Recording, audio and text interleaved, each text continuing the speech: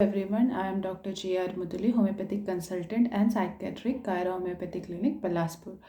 आज आइए हम सब एक नए टॉपिक पे बात करते हैं जो कि बहुत कॉमन है और घर घर पे पाई जाती है, जिसे हम कॉमन लैंग्वेज में कहते हैं कि वायरल हो गया या वायरल का सीज़न है। तो उसी को हम अपने लैंग्वेज में कहते हैं influenza. Common cold, cough and influenza.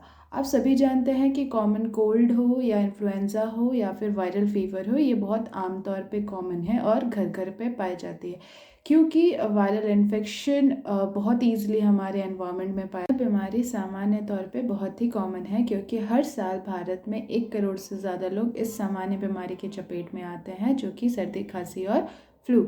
साथ ही इसकी वजह क्या है, तो आइए हम इसकी वजह जानते हैं। इसकी वजह यह है कि इसका वायरस बहुत ही कॉमन तौर पे हमारे सराउंडिंग में मिलता है, जिसकी वजह से हम इजीली इस चीज़ों का शिकार हो जाते हैं। वायरस बहुत ही आसानी से फैलता है और इसका इलाज भी बहुत आसानी से हमें मिल जाए। टॉपिक स्टार्ट करने से पहले मैं आप सभी से अनुरोध करती हूँ कि हमारे चैनल को सब्सक्राइब करें और जो लोगों ने अभी तक का बेल बटन को नहीं दबाया है वो नोटिफिकेशन के लिए दबा दें, ताकि आगे के अपडेट्स आपको मिलते रहें।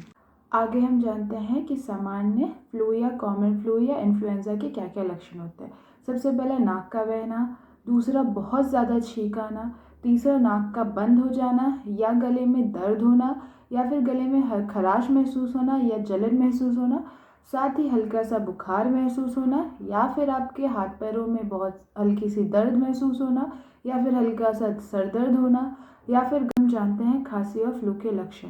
अगर आपको बहुत बुखार बहुत ज़्यादा तेज़ हो रहा है या फिर बहुत ज़्यादा आपके बदन में दर्द हो रहा है या फिर बहुत ज़्यादा सूखी खांसी हो रही है या फिर गले में बहुत ज़्यादा दर्द हो रहा है या फिर सिर में बहुत ज़्यादा दर्द हो रहा है, तो ये समझ जाइए कि फ्लू के लक्षण है। साथ ही अगर आपको बहुत ज़्यादा कमज़ोरी या चक्कर महसूस हो रहा है या फिर बहुत ज़्यादा उल्टी के लक्षण महसूस हो रहे हैं, तो ये आपके फ्लू और इन्फ्लुएंजा के सिम्टम्स हैं।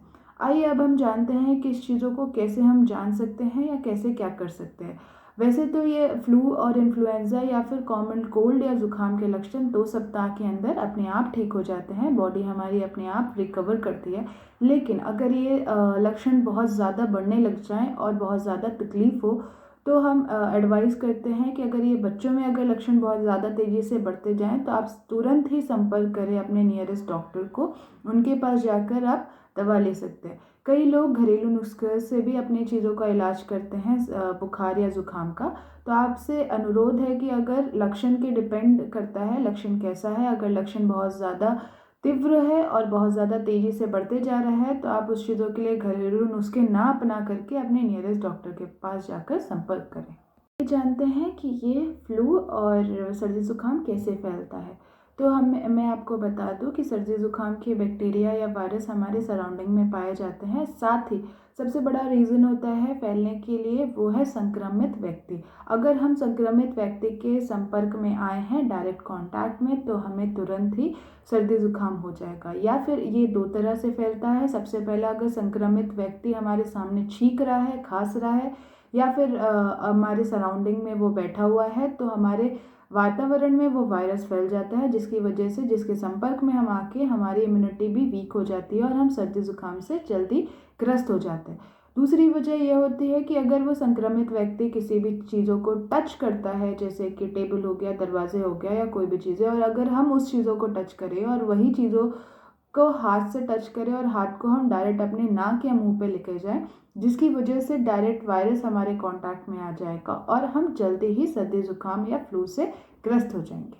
व्यक्ति बुखार या फिर फ्लू या फिर उसको बुखार का हम कैसे अनुमान लगाया जा सकता है। अगर उस व्यक्ति का टेम्परेचर 37.4 डिग्री सेंटीग्रेड अगर होता है, अगर हम सामान्य फ़ारेनहाइट में कहें तो 98.3 डिग्री सेल्सियस 98.3 डिग्री सेल्सियस अगर इस चीज़ों में होता है, तो आप समझ जाइए अगर इससे ज़्यादा बढ़ता है तो वह व्यक्ति बुखार से पीड़ित है। हम सभी को यह पता होना चाहिए कि बुखार सिर्फ एक लक्षण है, ना कि एक बीमारी। तो अगर डॉक्टर के पास हम जब जाते हैं, तो वो जब हमारे लक्षण को कंफर्म करते हैं, तभी वो आगे की फर्दर टेस्ट हो या फिर किसी भी तरह का ट्रीटमेंट हो तो उसको आगे लेकर जाते हैं। बुखार एक तरह का लक्षण है, ना कि एक बीमारी। तो इससे भयभीत ना हो और अपने डॉक्टर के पास तुरंत ही संपर्क करें। आइए हम जानते हैं कि सर्दी ज़ुकाम या फ्लू के बचाव में क्या क्या किया जा सकता है।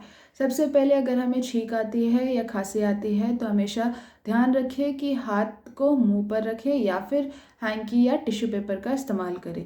जो भी टिश्यू पेपर का इस्तेमाल या हैंकी का आप इस्तेमाल कर रहे हैं तो उसको एक सेपरेट जगह पे रखिए। अगर टिश्यू पेपर है तो उसको तुरंत डिस्पोजल करें।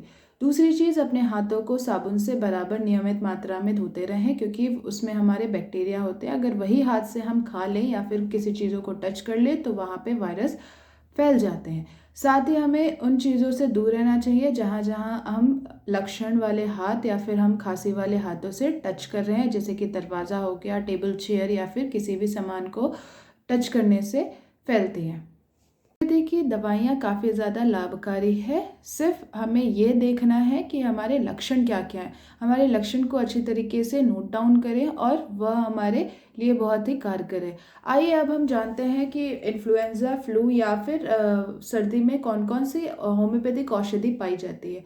कुछ औषधि के नाम मैं यहाँ पे बोलना चाहूँगी। सबसे पहले है आर्सेनिकेल्प, aconite, nux vomica, gelsemium, china, belladonna, influenzinum, rhus tox, eupatorium पफ इत्यादि आदि प्रमुख दवाइयाँ हैं। सभी से अनुरोध है कि कृपया चिकित्सा परामर्श के द्वारा ही दवाइयाँ का सेवन करें।